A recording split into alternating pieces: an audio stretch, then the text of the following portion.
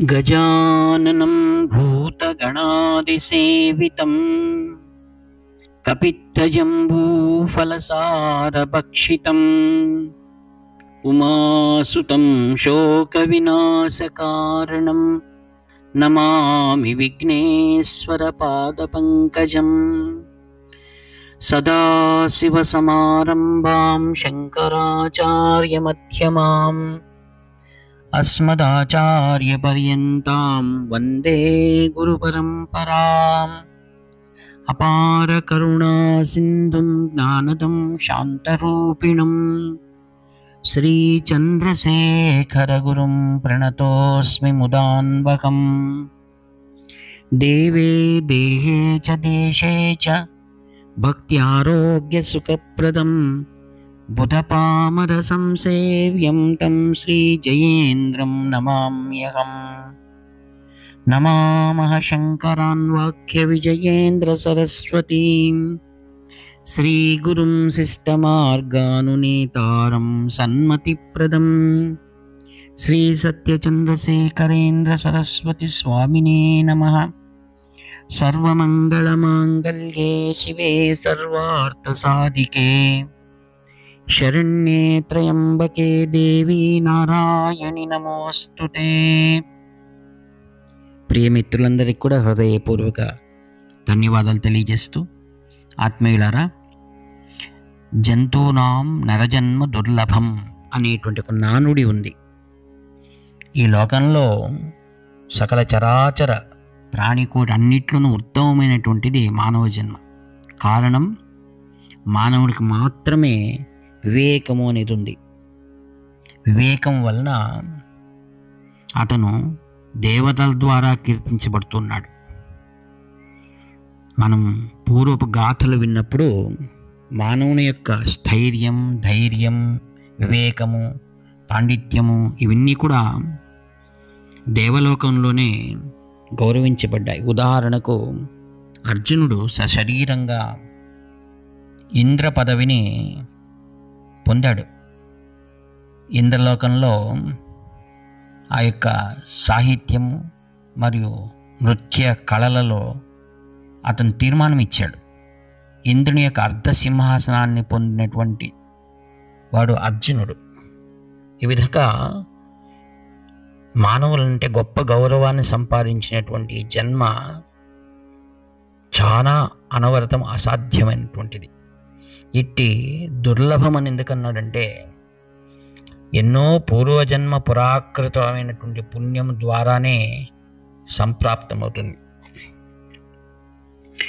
ఇది మహాత్ముల ఆశీర్వాదం, గురువుల యొక్క అనుగ్రహం వల్ల మాత్రము జన్మ పొందడానికి సాధ్యమవుతుంది. అందుకే పూర్వం నుండి సంతానాన్ని పొందవలసినటువంటి ఆ యొక్క సత్యమణులందరూ కూడా గురువులను ఆశ్రయించేవారు.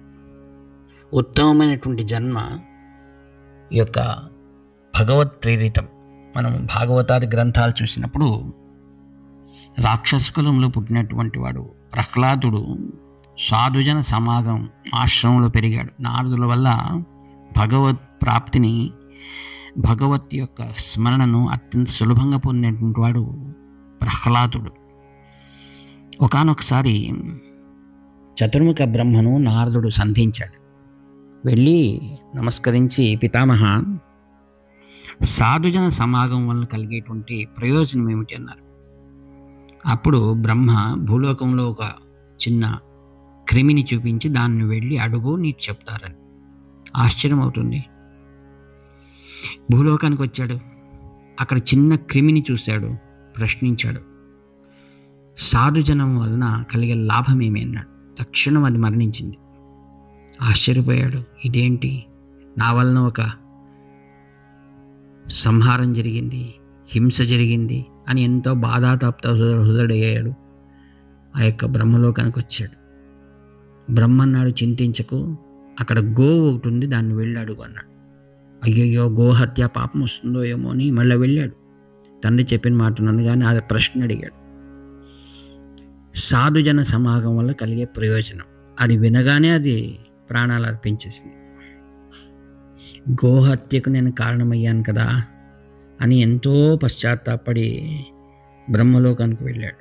అప్పుడు అంటున్నాడు, ఏమి చింతించకు, నీవు వెళ్ళి మహారాజు ఇంట్లో కుమారుడు జన్మించి ఇప్పటికి 3 నెలలైంది, అక్కడికి వెళ్ళాడు అన్నాడు. ఇంతవరకు అయితే ఎవరు తనను శిక్షించలేదు. ఇప్పుడు మహారాజు అంతఃపురంలో వెళ్ళి ఇలా అడిగితే అదే మరణిస్తే నాకు శిక్ష తప్పదు అన్నాడు. ఏమీ కాదు, వెళ్ళమన్నాడు. ఆయన నారదులు రాగానే అంతఃపురంలో ఉన్నటువంటి వారందరూ ఎంతో ఆనందించారు.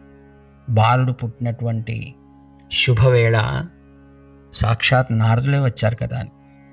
నారద మహర్షి అన్నాడు, మీ యొక్క కుమారునితో ప్రత్యేకంగా నేను మాట్లాడాలి అన్నాడు. ఆశీర్వదించండి స్వామి అని అందరూ బయటికి వెళ్ళిపోయారు.